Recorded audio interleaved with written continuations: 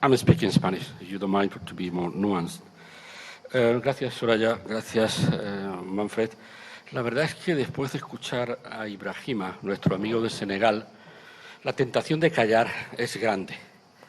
Porque cuando no se puede hablar desde la base personal que él ha expresado aquí, con todo el dolor y con toda la emoción, nuestras intervenciones desde lo que él llamaba las cómodas calles de Bruselas, es verdad que pueden quedar un poco artificiales. Pero yo quería traerles a todos y al Global Campus, al que le agradezco mucho la invitación, un asunto del que se habla poco, demasiado poco, porque es un asunto molesto, políticamente molesto en Europa y sensible, no solo desde el punto de vista humanitario, sino también desde el punto de vista político, y es el de los miles de niños en los campos de detención del noreste de Siria. Muchos de ellos con sus madres de origen europeo, casadas con yihadistas y radicalizadas en estos años, y que mantienen esas familias en campos, en algunos campos de detención, además, separadas del resto porque se consideran especialmente peligrosas. La verdad es que la imagen no puede ser peor. Es difícil encontrar un grupo de niños en el que se concentren tal cantidad de desgracias, porque no se trata solo, obviamente, de una pobreza radical, se trata de las temperaturas extremas en esa zona continental, se trata de la malnutrición, trabajo infantil, matrimonios de niñas. El hecho de que tengan que ver continuamente, sean testigos de una violencia extrema. En uno de los campos hay 2 asesinatos por semana.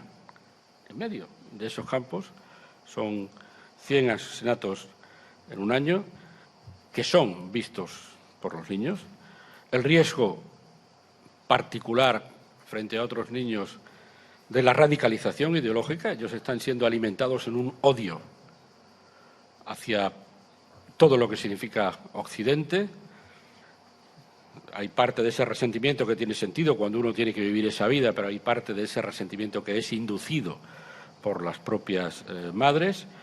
Un difícil acceso al agua, a la comida, a los cuidados médicos o a la educación.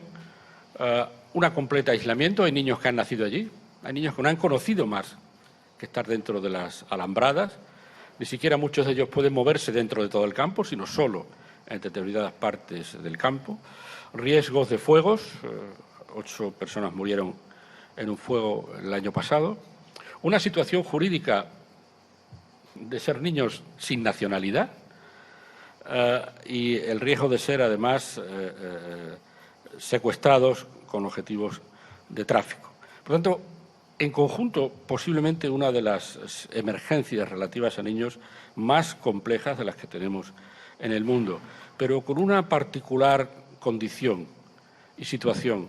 Buena parte de ese dolor podría ser resuelto con una política de repatriaciones. Y no es fácil. Y yo comprendo que no es fácil, pero tenemos los estados de los que salieron algunas de esas madres una obligación legal con esos niños porque son nuestros nacionales y, por tanto, hay que plantearse qué hacer con esos niños. Es una carga moral insufrible que sigan estando allí sin tener, desde luego, nada que ver con ningún hecho delictivo como niños. Ellos son las primeras víctimas y, además, algunas de las madres tampoco tienen ningún tipo de persecución legal por el momento. Por lo tanto, es una situación de detención cuyas bases legales son muy débiles. Yo creo que hay que plantearse de manera conjunta una política de repatriación. Algunos Estados miembros de la Unión Europea lo están haciendo discretamente o comenzaron a hacerlo discretamente. Algunos ya lo han hecho más abiertamente. El problema, como puede imaginar, es que traer al niño y traer a la madre, si la madre viene sin un expediente judicial con el que comenzar un proceso en su país de origen, es traer una persona radicalizada. Y eso conlleva un riesgo político que es lo que ha frenado a los gobiernos, pero todos los países europeos tenemos sistemas legales de protección de los niños. Si nosotros consideramos que un niño en Francia, en Bélgica, en España, no está bien atendido por su familia o corre algún riesgo, retiramos la tutela a los padres. Por tanto, teniendo mecanismos de protección de los niños en su beneficio, que pueden llegar incluso a privar de derechos a los padres, utilicémoslos para retornar a los niños. Esa no es una labor de los abuelos. Esa no es una labor de los que tengan un abuelo o abuela que pueda hacer gestiones. Esta es una labor de los Estados, porque esos niños tienen nacionalidad y tienen derecho a ser protegidos por el Estado. Yo sé que es muy complicado políticamente.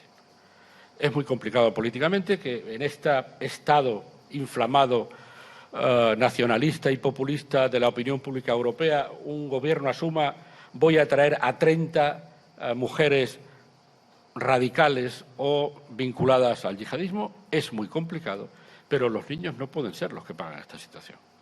A veces los niños son utilizados por las madres para venir. Es decir, yo sí admito que mi hijo sea retornado, pero conmigo. Y eso es lo que frena seguramente una política. Yo creo que la Unión Europea ha llegado el momento de ponernos de acuerdo en hacer una política conjunta de repatriaciones, poniendo en pie sistemas legales que permitan proteger a los niños y protegernos posiblemente de algunas de las personas que podrían venir con ellos, pero no podemos seguir dejando este asunto en el silencio. Estos también son niños, no detrás de barrotes, detrás de alambradas. Son niños en centros de detención y a veces hablo muy poco de ellos porque, como decía al principio, es un tema bastante incómodo desde el punto de vista político. Muchísimas gracias por la invitación.